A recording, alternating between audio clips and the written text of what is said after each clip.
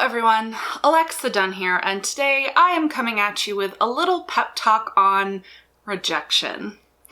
This is a necessary evil of, any creative endeavor, writing, and the publishing industry specifically, and it's just something you have to steel yourself against and learn to deal with, but that is so much easier said than done. So I'm going to be talking a little bit about rejection, types of rejection you're going to face, and just some of my best tips for learning to be really great at rejection. And the sad thing is that you get better at it every time you're rejected. And so it's a skill you need to develop. You don't really want to develop, but you're going to develop. Though that said, one of the reasons I want to do this little pep talk and just offer some tips is it is possible to completely shut down in the face of rejection. And if you don't develop the coping mechanisms and instead you become someone who literally can't handle it, it can kill your love of writing, it can kill your creative spirit, it can lead to you giving up on your dream of writing and publishing. And the thing is, if you just want to write for the joy of writing and it's not about necessarily being published, that is totally okay. You're still going to face aspects of rejection. But anytime you enter into combining art with business and attaching certain levels of success to your art, and specifically with books, trying to get your books out there and get them published, you're going to be slapped in the face with rejection. So let's talk about some of these rejection points, because there's more points of rejection than you may realize. I mean, they're the obvious ones, but I want to prepare you for some of the less obvious ones. So even in the drafting, writing, revising stage, you can essentially face rejection from beta readers and potential critique partners. It is not an easy process to find really good beta readers and critique partners, and it's usually not direct rejection. Most people aren't going to say to your face that they think that you suck or they don't want to read your book, they couldn't get through it. But you might get the passive-aggressive ghost fade, and that's tacit rejection, and it hurts. You might also get more direct criticism from a beta reader or a critique partner, and this is actually... criticism goes hand in hand with rejection. Rejection isn't just the black and white, no, I don't like this. Constructive criticism can feel like rejection. And so part of developing your skill set for coping with rejection is learning to handle constructive criticism. Next, you're going to face rejection from contests and mentorships, the kind of things that you applied to. You'll of course face rejection in querying. Even if you find an agent, then you're going to be rejected by editors. Even once you're published, you can be rejected by festivals, by media outlets for coverage. You can face rejection in your trade reviews. So this comes back to more the negative opinion side of rejection. Readers too, and this impacts you even if you self-publish.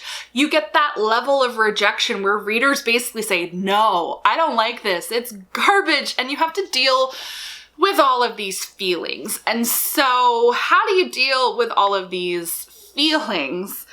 So I mentioned constructive criticism. So this is going to come up with beta readers and critique partners. It will come up sometimes with agents and editors, because sometimes they tell you why they are rejecting something, which is both super helpful and really painful at the same time. And then you're also going to get that kind of constructive criticism level when reviewers are specific about why they don't like your writing. So my specific tip here, it's hard.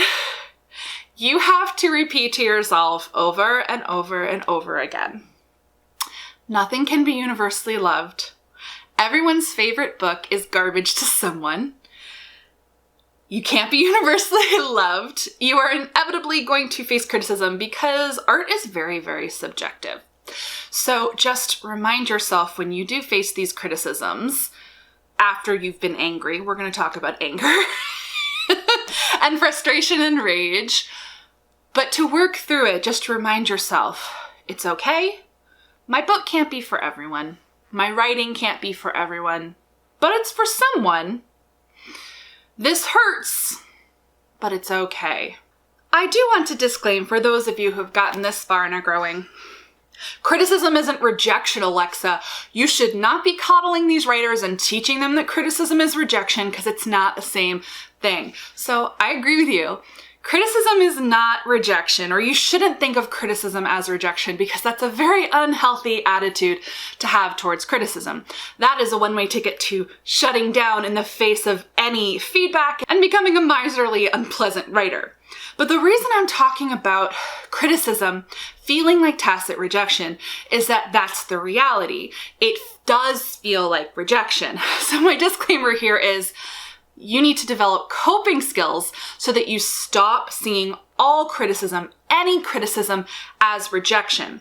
Because the thing about rejection is most people lash out in the face of rejection. It's not natural to deal with rejection well. Most of us have to learn how to do it. So that's my disclaimer here. I'm aware that criticism isn't rejection, but it's gonna feel like rejection until you just learn to, you let it slide off your shoulders, and now you're like, whatever, book reviewer, whatever. But it takes a long time to get there. So my number one tip for becoming someone who's really, really great at dealing with rejection is to make sure you have a really fantastic writing community. It sounds weird that other people are the number one way to learn to deal with rejection, but I really think this. Writing friends and healthy writing community are so, so important. It needs to be people that you trust, who know you, who you can be vulnerable with, who will A, keep that stuff private, but B, know how to pep talk you well. You basically need that friend who's a cheerleader, who will basically listen to you and reinforce what you're saying, but won't let you spiral. Because I do want to warn that the number one thing that I have to say to writers when it comes to rejection is never, ever, ever, ever, ever, ever publicly vent or get angry about rejection. This actually commingles with the idea that you should never, ever respond to reviews, specifically negative reviews. And that's because generally publicly venting, being angry about rejection, it's unhealthy, it's a bad look, and you're usually going to regret it. So it's natural to feel angry and frustrated when you face rejection. And so you need those friends in your life, those writers in your life who understand what you're going through, because we all face so much rejection. So you can say all the things you want to say, like, this effing agent, they're an idiot. They don't know what they're talking about. I'm so mad. And hopefully your friend is like, you're right. You're great. I love your book. I support you.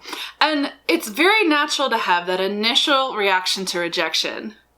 You cannot wallow in it. So tip number 2 is get your vent out. Vent privately, and then don't wallow. You have to let it go. Remind yourself, again, that taste varies, that nothing is universally loved.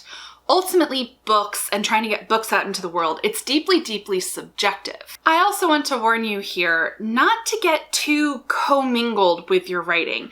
Easier said than done. It's very easy to feel personally slighted when someone doesn't like your writing or your book. So you need to remind yourself that you are not your book. Repeat after me. I am not my book. No matter how many times you repeat yourself to that, you're going to forget it, and it's going to hurt every single time someone criticizes your baby. And then you go, oh, I really shouldn't think about it as my baby, because that's really not healthy. The process of processing rejection. But seriously, tying your personal identity and value to your writing is really, really dangerous. So part of learning to process rejection is to remind yourself and work through the thought process of, I am not my writing. My value as a human being is not defined by the external validation of people accepting my writing.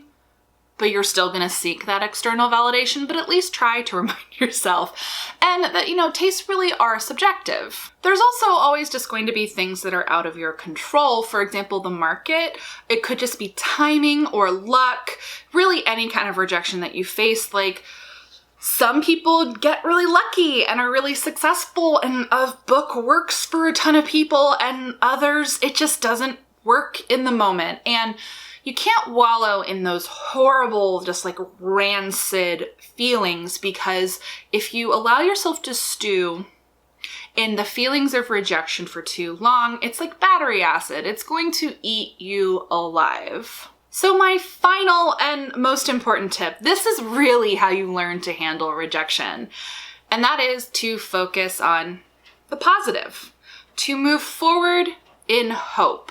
I know that's going to seem really reductive and a little bit Susie Sunshine, but this is what has gotten me through so much rejection.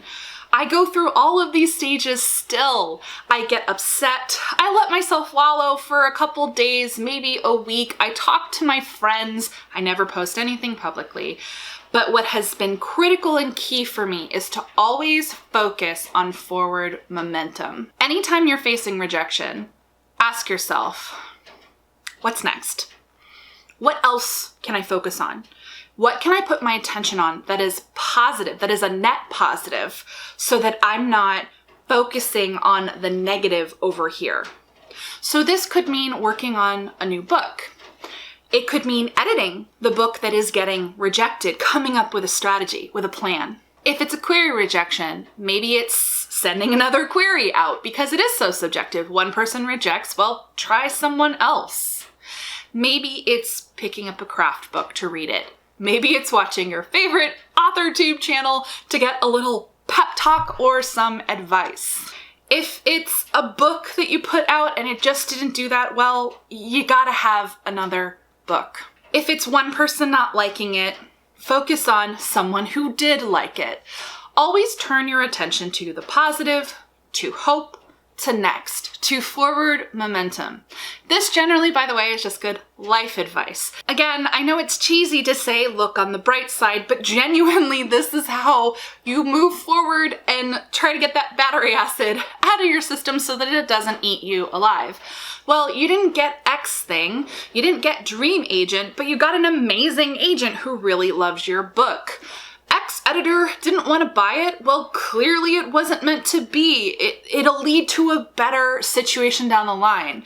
Usually things do happen for a reason. Now, you're not going to be able to see this and have this beautiful hindsight for a while, but I promise you, if you just work on healthily processing your feelings from rejection over time, it'll always hurt, but you can become a little more zen, a little bit more positive about the rejection that you do face. So really, that is my pep talk for you on rejection. In summary, get your friends, feel your feelings, don't wallow, never, ever, ever, ever post publicly in anger or rage, and work on the next thing. Use hope to get you through the darkest days. And also just a final thought, I know it's really depressing, but the rejection literally never stops.